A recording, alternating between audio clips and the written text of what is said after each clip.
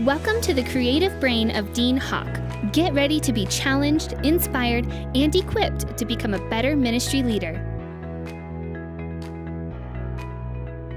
Hey everyone, welcome to the Dean Hawk Leadership Podcast. I hope your February is going well. If you didn't check out last month's, we had a December and 2 parts in January on a ministry makeover, 3 parts. Please go back and watch and listen. You can check us out on YouTube. We're on iTunes, both audio and video. I hope that you will be a part of that. Before we dive into this month's topic, I want to give you a little bit of a teaser, some cool things that we've come out with at Dean Hawk Ministries and here at Rock Family Church is we've just released 4 new sermon series that are available at deanhawk.com. We've released The Afterlife, talking about heaven, hell, and the afterlife. That's a 5-part series. Dear Tim was a series I did this past summer, expository teaching on 1st and 2nd Timothy. Encourage you guys to get online. That's 13 lessons in that. And then this last fall of 2018, I taught a series called All Access. And it was a powerful, powerful series on our access to God, overcoming shame and those things that hinder us in our walk with God. And then also this last fall, I taught a series called Charged. And that was a series about the baptism of the Holy Spirit, a complete breakdown about what is speaking in tongues. And for those of you of that vein and nature, I think it'll be some very practical ministry tools that will help you. Comes with sermon outline, my personal notes, fill-in-the-blank handouts, PowerPoint, graphics. Some of them we even have the video openers if those were accessible and available. And it is all for the low, low price of free. We just want to help you guys out. Take my sermons, make them better, make them your own. And I hope it'll be a blessing to you. And then one last thing, and I'm not getting paid a dime for this, but it's really helped us. We've been going through a rebranding of our ministry and our church and found this website called 99 Designs.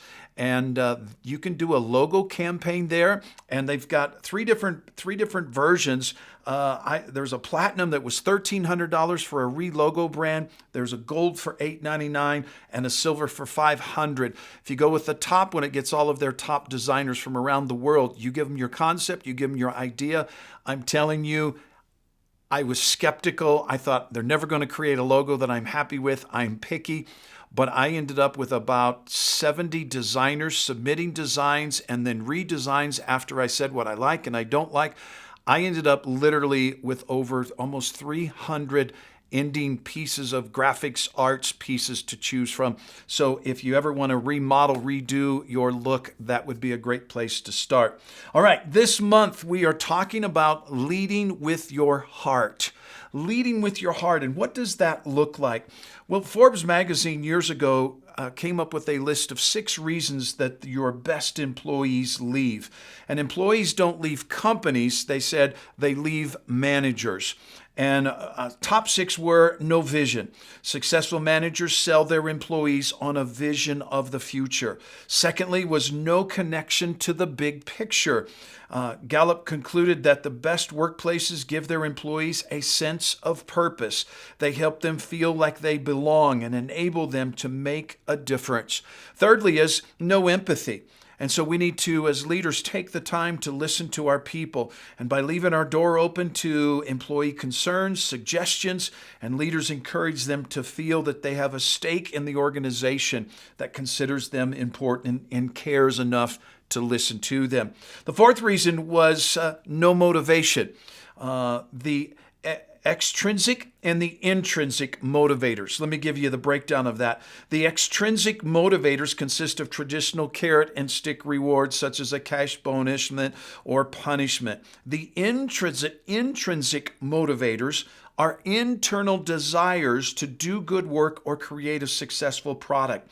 And so it's the rewards of self-worth and confidence. It's celebrating and sharing ownership of the victories. And so it's really just giving the people the kudos. It's putting your arm around them saying, man, you really did a great job this past weekend. And then number 5 was no future. People leave because they don't see a future. They don't see that their career could continue on and give them a future of where they could advance to within the organization. And then here's a big one on my list. Number 6 is no fun.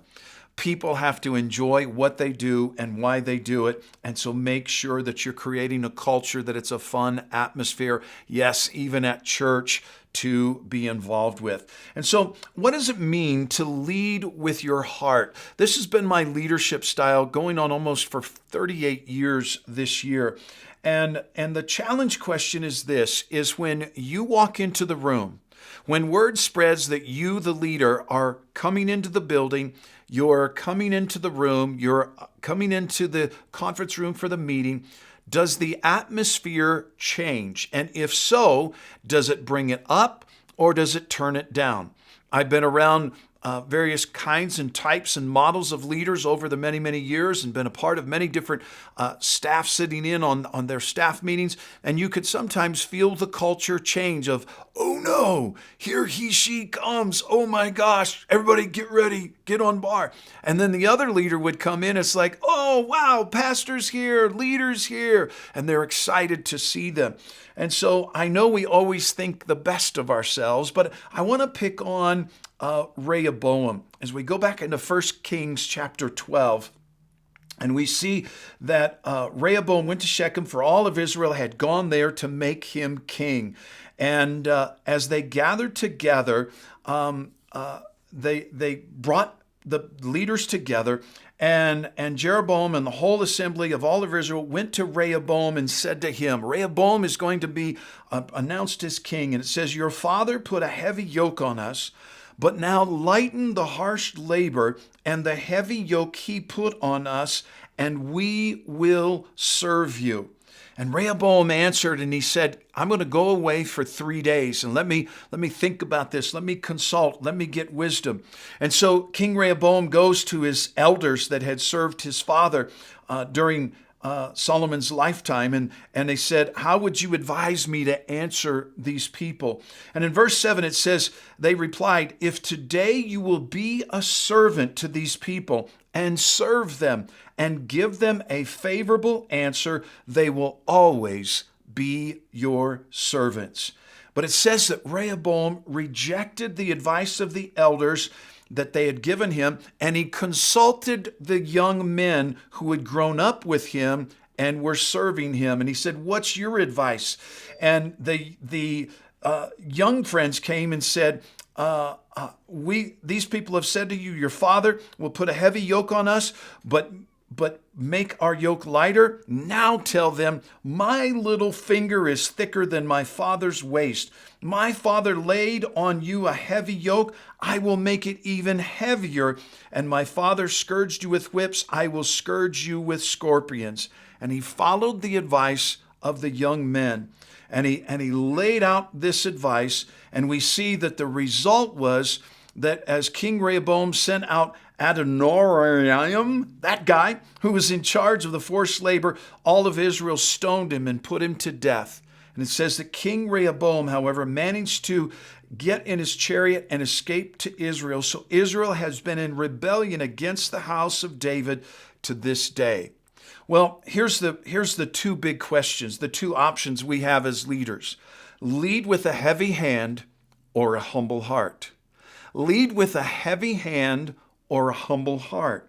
And so if you want to jot down some of the big ideas today, we'll see how far we can get. The first big idea is this: the key to be an effective pastor and leader is to serve your team. Now, I know a lot of us know that, and Jesus came to serve and not to be served, but are we really living that out, and are we really blessing, helping, aiding, and serving our teams? Because, see, we give access we gain access to people's hearts by serving them. When we bless them, when we help them, when we assist them. And somewhere in the land of pride and ego years ago in church leadership, leaders and pastors took on Rehoboam's leadership model. That if I come down with a heavy hand, they'll respect me more. If I give a heavy hand, then I can get more production out of them. Well, I'm here to give you the flip side and show you the difference of what happens in our leadership style.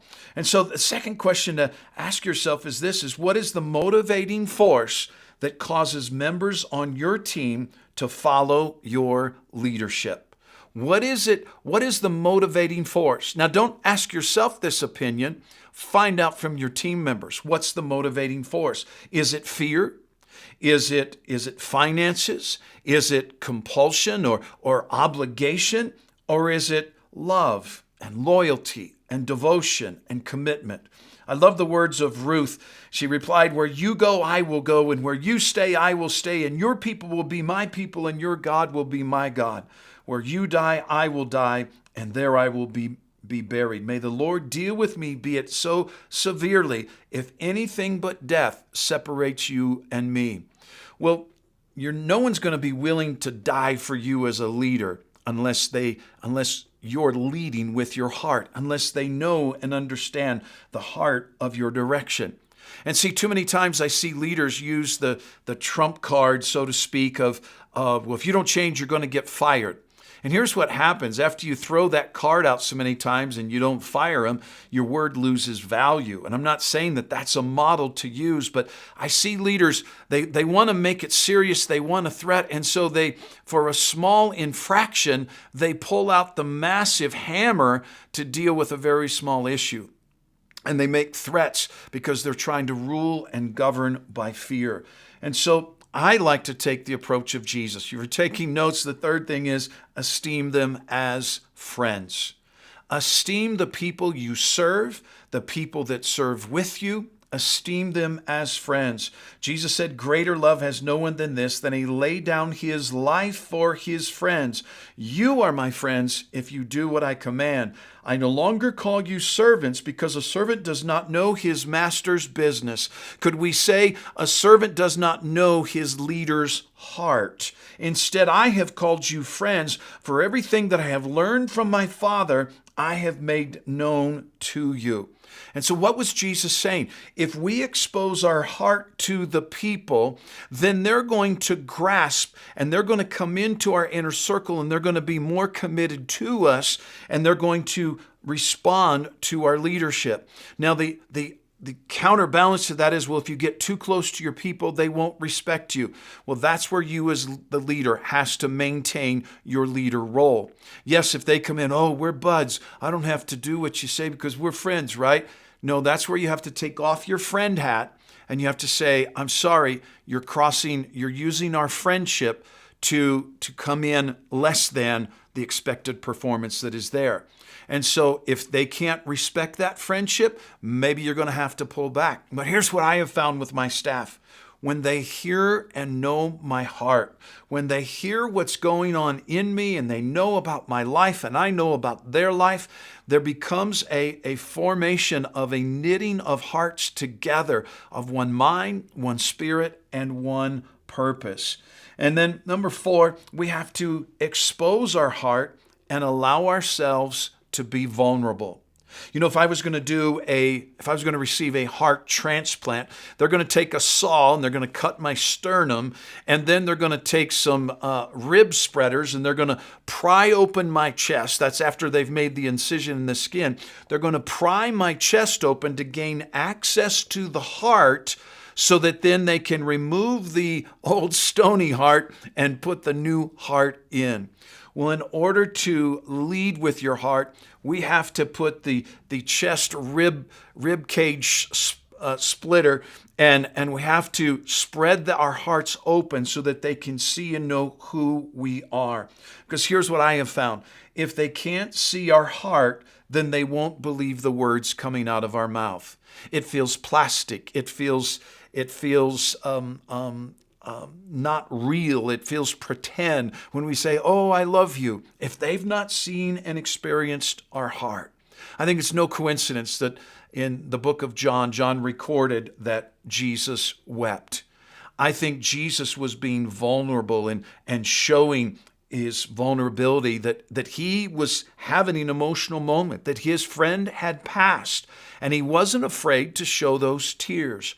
I need to allow my staff to see my highs and to see my lows, to share the experiences that I'm going with. Now, I'll share more with my staff than I will necessarily maybe with the church, with the current situation. Many times I refer to past situations and trying to connect with them.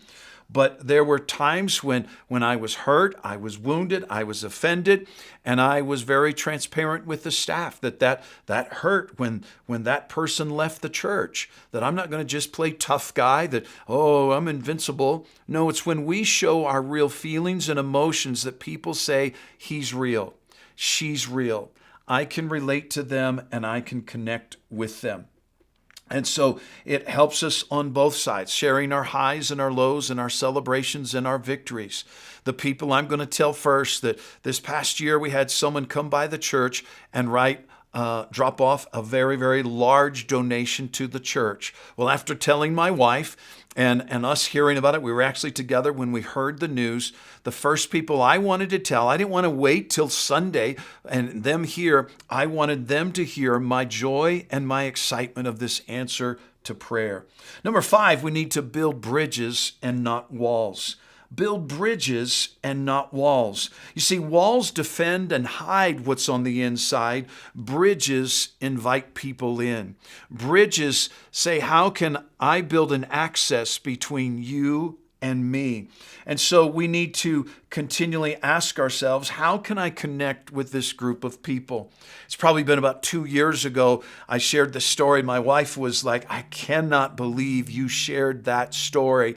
But it was how I had rushed into a restroom. I was having some bad food experience, and I rushed into a restroom of Walmart. And after being in a stall for a moment, I realized I had rushed into the wrong category of restroom.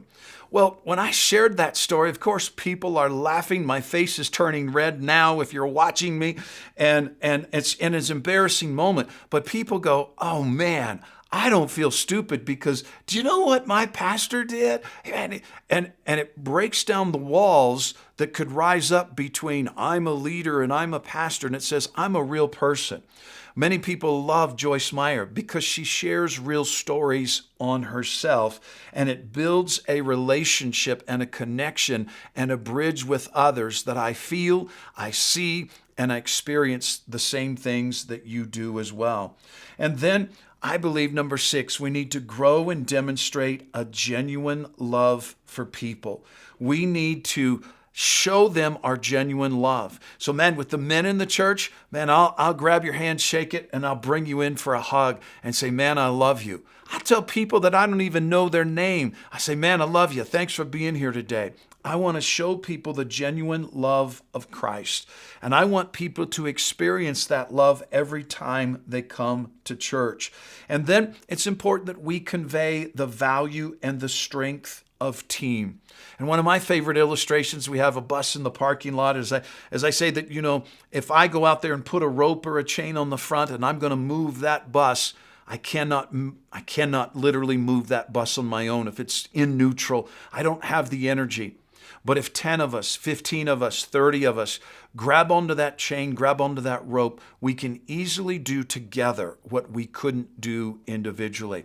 And so on every Sunday when we introduce our new membership once a month and our new team members that have joined the team, we have them stand up, we pass them a blue baton that says Run with a Vision, Rock Family Church, and we're celebrating the strength of team. And I always say this, every time we add a new member to our church, we become a better team. We grow stronger. And then I challenge you to draw your staff into your inner circle. Your staff are going to be your number one supporter and defender or traitor and defector. As I've watched over the last 30 plus odd years of the pastors that have experienced some multiple church splits, that staff have left and ran off with a section of the church, with a group of the sheep. I'm telling you, the one common denominator I can find in the north, the south, the east, and the west, small church, big church, is this. The pastor has kept a canyon between himself and his staff. He leaves them in the dark. He leaves them thinking. And so if they don't know his heart, the enemy comes and feeds. He doesn't care about you. He doesn't care about the people. And the lies are believed because they don't know the truth of your heart. and the truth of your character. And so we need to open our hearts to them. And we have a weekly staff meeting. We have a weekly pastoral where I take the guide pastors on our staff, and we have an accountability lunch. And what is God teaching you? And I'm sharing what God is speaking to my life and how God is stretching and molding me. And we're having that accountability, and we're drawing them into our inner world. We're having them over for dinner. We're going out to a movie. We're hanging out as couples. We're interacting with lives. And yes, Kim and I even babysit their kids for free. Now, we spoil them, but we babysit staff kids whenever that comes up or an opportunity arises. We love that opportunity. And so then, number 9, I challenge you to honor your staff and reward them. My pastor, Gerald Brooks, said this. He said, if you pay peanuts, you're going to get monkeys. And so we want to take care of our staff financially, and we're going to pay them as good as we can and as strong as we can afford. But it's beyond just a paycheck. We have a snack in our staff kitchen. We've got bottles of water, and there's a whole plethora of snacks and things they can munch on. And we're trying to create an environment and coffee and everything that they might need that would keep them energized, keep them refreshed, keep them nourished to have make the working here fun. When our youth pastor does a winter retreat, they've got one coming up later this month. I'm going to tell him he's bust his tail getting ready for that, and then it's full on all day Friday, Saturday, Sunday. I'm going to tell him the following week, we're usually out on Friday. Why don't you go ahead and take out Thursday as well and have some extra time to recharge your batteries? It's the simple things of if we're going to do a staff thing, we're going to pay for the babysitters to take care of the staff kids so that the staff can come and be a part. We're going to do, somebody will go through the office and say, making a Starbucks run. What does everyone want? It's not huge, but we're just honoring the staff and appreciating them. And one of the other things I like to do is be liberal with vacation time. Be liberal with vacation time. And so that's just time for them to be refreshed, to be renewed. And I think I'm going to get more out of them by being more generous with vacation than being stingy on the other side. And then never forget to celebrate the victories. Never forget to celebrate the victories. We start every staff meeting on Monday afternoons with everyone share a win from the past 7 days. And before we start driving, before we start pushing and we start attacking the next hill, we want to sit on top of the mountain and share how many people were born again yesterday in service. I want to hear from our children's ministry, some stories, some testimonies of some cool things God's doing in our children's ministry. And so as you share those things, it becomes a point and time of celebration. And then a challenge question or a challenge portion for us is to look in the mirror, because our team members are a direct reflection of who we are. We are highly contagious individuals as leaders, and we cannot expect them to be something that we are not. We cannot expect them to invite people to church, their neighbors and acquaintances to come to church, if we are not doing that as leaders. We cannot expect them to have a Bible time and a personal devotional time if it's not happening in our world. And so we set the bar for others to follow. And then I like to personally coach and invest in our team members. What can I do to help them succeed in their area of ministry? How can I help them? How can I challenge them? How can I stretch them? How can I help them have a better work environment? And how can I help them succeed in their particular field?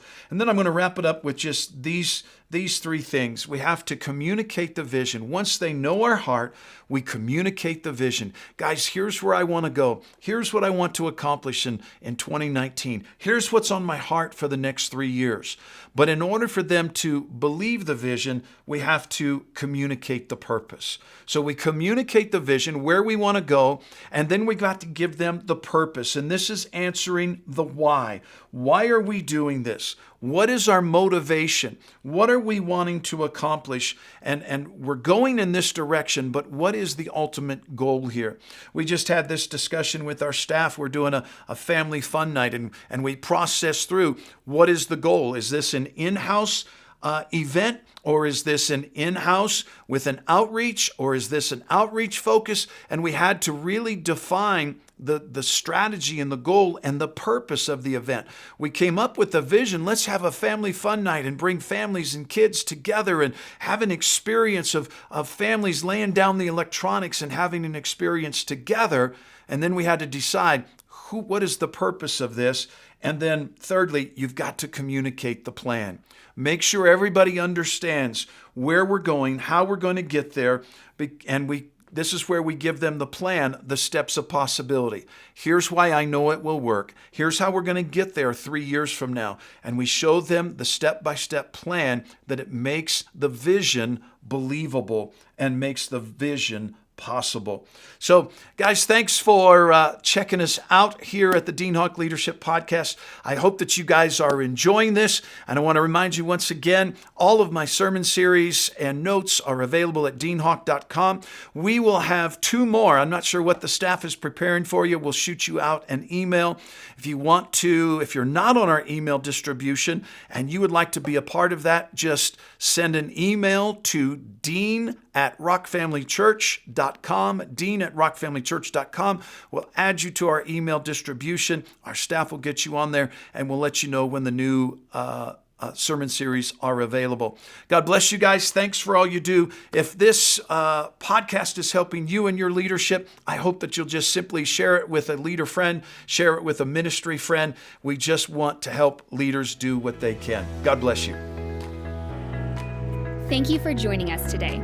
For a free sermon series and teaching outlines by Pastor Dean, visit us at deanhawk.com. Be sure and join us next month as we continue our growth on leadership.